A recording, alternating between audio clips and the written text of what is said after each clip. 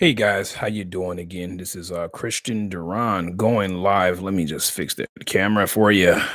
Anyway, you guys, this installment is titled Liberals Are Lazy or They Are Deceived Because They Are Lazy. So I just got this book.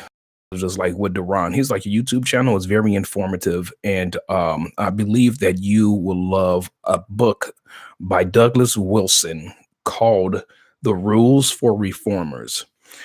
And I said, okay, so it just came in. So I'm going to read this book, but I have heard that this book is just amazing. But anyway, you guys, I just finished watching a movie by the epic and the profoundly just intelligent, in touch, patriotic, exposing, completely extraordinary. Just this guy is he's so intelligent. I love Dinesh Souza. I just watched his movie, Death of a Nation. You guys, he goes into complete, intricate detail about things that I knew, majority of stuff I already knew, but the way that he does it, you guys, keeps it 100% simplistic and he ties everything together. Watch The Death of a Nation. We can save America a second time. You guys, liberals are deceived because they are lazy. And that's actually scriptural too, you guys. Well, the scripture says, my people are deceived or they perish. Let's just say that because they perish verbatim for a lack of knowledge. And you guys, I'm just telling you, this Death of a Nation was an amazing view. I mean, honestly, it was a nail biter. I'm just being honest with you. I'm just like, how many truth bombs can Dinesh Souza drop in this movie? And you guys, he nukes this movie. You guys, I'm telling you, he did not take it light. I mean, he went heavy on facts and facts and facts, and every talking point he considered and every counter argument he considered that would come from liberals, he completely just busted it just open. I mean, this guy shattered almost every liberal argument that you can even come up with. You guys, there is no way that someone can watch this movie and remain a liberal. So you guys go out, get this movie. This is endorsement for Dinesh Souza, who I really love and admire. Go on and get that movie. Show that movie to your liberal counterparts, you guys, because I'm telling you, we can create this counterculture by utilizing the 7 mountains of influence, you guys. We can take back our country and we can change the tide. Yes, he is, Mr. Cox. Yes, he is, Corey. But so there's rules for reformers, you guys. I will be letting you guys know about this book here. Okay. And once I get into reading it and all that kind of stuff. But you guys, I just want to say to you all how blessed I am and how fortunate I am to have you guys, my great faithful subscribers. One thing I have noticed, okay, from just checking my Facebook periodically, okay, is that my subscribers that go, because I'm almost at 5,000. But the thing is, I will almost get to 5,000, then all of a sudden I would lose so many subscribers and I would drop back down to like 4,000 and like, 900 or 4,008, 4,000 and like 80, 89 or something like that. And I'm just like, what is going on? Then it'll jump back up, then it'll go back down. So you guys, that's questionable here. Okay. I'm gonna be honest with you. I've heard of YouTube actually deleting subscribers from people's channels, okay, just to basically to discourage them from continuing making their videos or producing material. Well, I'm not easily deterred. I would tell you that I'm going to keep the fight coming in. I'm going to keep shoving nothing but truth, unadulterated truth, in the face of our liberal counterparts here in the United States.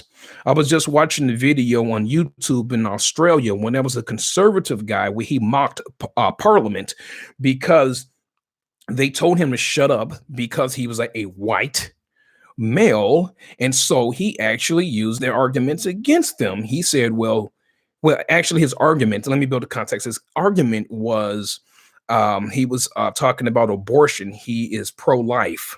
And so while he was talking about abortion and why it's not good, they told him to shut up because he's a male. So he said, "You want to tell me to shut up? Well, fine. Okay. I now declare myself a female. Now you can't tell me to shut up." Bravo.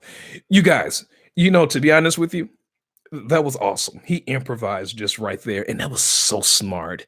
I mean, he was being a wise guy, but that's the thing. It's like you have to use their own stupidity against them. Wow. But you guys, I'm so glad that you guys are not deceived. And the reason why you're not deceived is because I'm pretty sure that you have been doing your due diligence. You just don't take what you hear from big government, these huge corporations. You just don't take it as if it's 100% absolute truth and just go about your day. No, we like to do our fact checking. We want to make sure that what we believe is actually true. Because I'm the kind of person, I want to make sure what I believe is actually true and why I believe it to be true, not just hearing something and then just believing it. I believe that will make a person, by definition, a fool, that will make you gullible, that will make you susceptible to anything because you have not done your due diligence. And to be honest with you, I stay away from people who are easily beguiled. Okay. To be honest with you, they're dangerous. And the person who is easily beguiled is really close to a person who is completely double minded. So, you guys, make sure you're careful, okay? Make sure you choose who you surround yourself with. Just be extremely cautious, especially nowadays. Everything is so polarized now. Everyone is on edge. Everyone's so super sensitive. But I'm not. The main reason why is because I know that we are in a battle. And it's not a battle against people. This is definitely a spiritual battle. This is a battle for the minds and the hearts of the future generations to come. And you guys, we are the arbiters of truth. These proprietors of discourse, they have to be exposed. And it just so happens I just have joy in doing it. So anyway, you guys, Dinesh D'Souza talks about the start of the Democratic Party, their ties to Nazism, and how the Nazis basically used the Democratic's playbook and actually to fuel their agenda, and that's why their agenda became so successful. And you guys, he shatters a lot of basically misconceptions and intentional deception.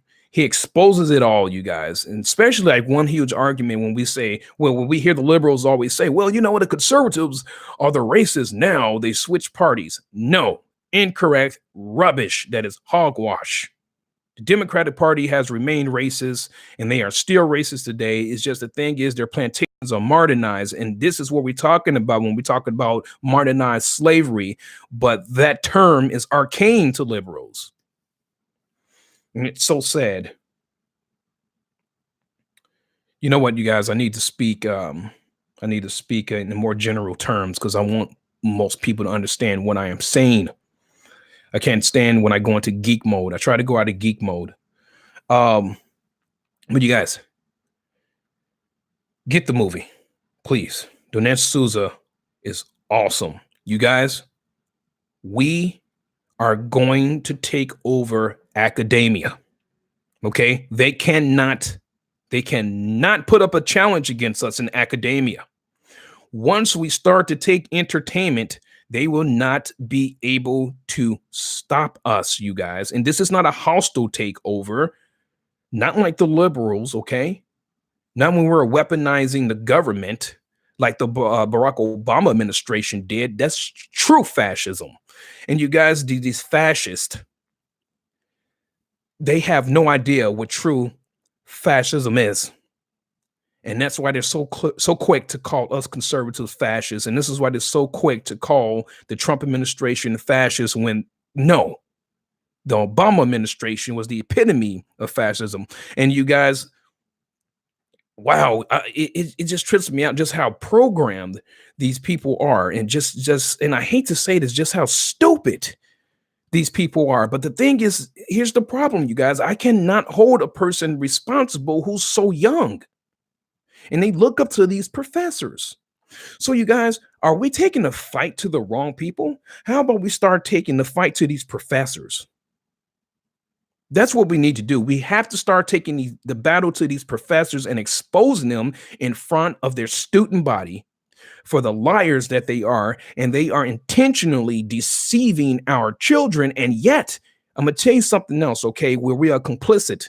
When we are complicit, when we are sending our children to these universities, let's not even call them universities, let's call them plantation training grounds. We have to stop being complicit in the tectonic entropy of our country. We are slowly eroding our country. Our most precious resource are our children. And we have to start acting like it. I said this a while ago in one of my videos. It's a shame how these liberals say they do not want guns. They don't want guns around our kids in schools or anything like that. But yet they don't have a problem with guns protecting their money in armored vehicles. Our children are way more important than money or buildings or their mansions and their gated communities that they live in. What's even more disturbing and disgusting to me, and it's so repulsive, that these repugnant devils actually sit and they live in this wealth, and they're greedy, and they spew nothing but utter hypocrisy, and they are plantation owners, and it makes me want to regurgitate that. I can't believe that a person that has a soul, a human being, sits up there and they advocate for policies that they know are completely destructive, and it's benign, and that it controls the masses and it keeps them poor and weak. And they just keep repeating this vicious cycle over and over and over again, and they do not feel any kind of remorse about that. Do you know what that is called? Clinically, that person is called a sociopath. Wow. So, Jared, let me see. So, end all funding and student loans for critical studies, identity politics to socialism. Jared, I agree with you 100%. Here's the thing, though, Jared. I believe that would be a slippery approach, because I believe it would be a double-edged sword. And let me just tell you the reason why I say that. If we pull the funding for any of these kind of programs, then guess what they will say? They will go, well, I want to pull the funding from this and that and that and that and that and that too. I believe that we should keep the funding intact, but we need to change where the funding is going. And by doing that, I can definitely say, by going to these professors and exposing them and putting enough pressure, okay, on the administration, and make them fire these professors. We need to start holding these people accountable when they are telling half truths. Even a half truth is still a lie. We all know that. A lie is dangerous. I don't even care if it's even 1% of a lie, it is still dangerous. Cox, you know what? You guys are introducing some very, very, very just, oh, wow, these are some great topics you guys are introducing. Cox, I have been saying it for a long time. You have to end affirmative action. Affirmative action has been a crutch, and it has been abused. And it causes more victims than it has actually helped people.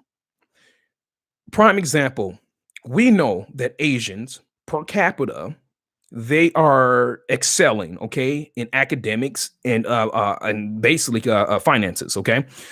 They just they hey, it's I don't want to sound like I'm being racist or anything, but it's just looking at the facts. Asians per capita excel in academics and in finances here in the United States. But yet, when an Asian person who does really good, who scores high on their SATs and etc., who wish to go to some of the most prestigious institutions in the United States, they are told they can't go there because of affirmative action. They have to have space for other individuals who didn't work hard enough, but yet they get that spot because of affirmative action. Affirmative action is preferential treatment, it is reverse racism, and yet it defeats the purpose because it was wow, it's fundamentally flawed. It's self-refuting when a person basically says, "I want to have preferential treatment because of my race, because of your racism." That's reverse racism. It's fundamentally flawed. It's stupid, and I just can't believe it was implemented, even though it was implemented with the best intentions. But let me just tell you something. That's what you call liberalism. It's not much thought put into any of their theories. Everything is theoretical with liberals, and then they wish to implement it as if it is fact, as if it is definite science, as if it is empirical research and data. It's insulting. It is. It's insulting, and I like when he said identity politics, and let's just toss in white privilege, the non no gender movement, or there's more than two genders, and all that kind of crap. Ah, wow, it's not based on facts. Anyway, you guys, I wanted to keep this video short, but I ended up going off on a little tangent. So I'm off my soapbox. You guys, so this is Christian Duran. If you happen to like this video, make sure to share this video utilizing every platform of social media, you guys. Let's get this movement growing. Let's get this channel growing, even though I am censored. We have to send a huge message to these tyrants that you will not shut us up, nor will you shut us down, and I will not be intimidated. Till next time, you guys stay blessed. Have a great day. And if you haven't subscribed, make sure to subscribe. Bye-bye.